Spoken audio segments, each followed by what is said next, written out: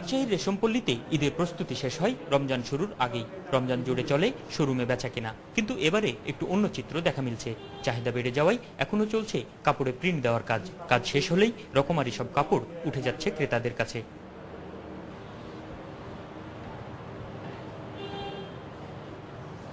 তো এবার দেখছি রমজানের চাপটা বেড়ে গেছে একই রকম, 3 মাস যেটা করেছি এখনো সেটা করছে।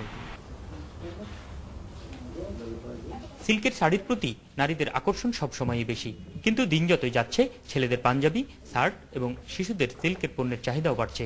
শুধু রাজশাহী নয়, বাইরের জেলাগুলো থেকেও অনেকেই আসছেন ঈদ বাজার করতে।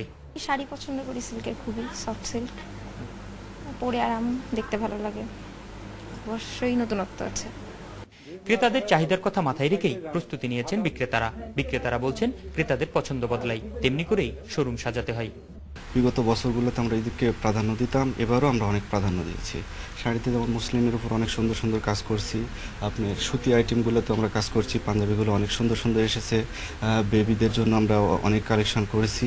মধ্যখানে হয়তো কিছু কাস্টমার এসেছিল, হঠাৎ করে এসেছিল, এরা হয়তো নাই, কিন্তু এরা আসাতে কোয়ালিটি জিনিসটা এখন চলছে। মধ্যখানে কিন্তু কোয়ালিটির মান খুবই খারাপ হয়েছিল, বিভিন্ন প্রতিষ্ঠানে আসাতে বিভিন্নভাবে তৈরি করাতে।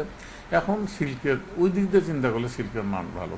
বিক্রেতারা বলছেন এখন পর্যন্ত বিক্রির যে হার, তাতে তারা খুশি। ঈদ এগিয়ে আসলে আরো বেশি বিক্রির আশা করছেন তারা। Ahsan Habib Apu, independent news, Rajshahi.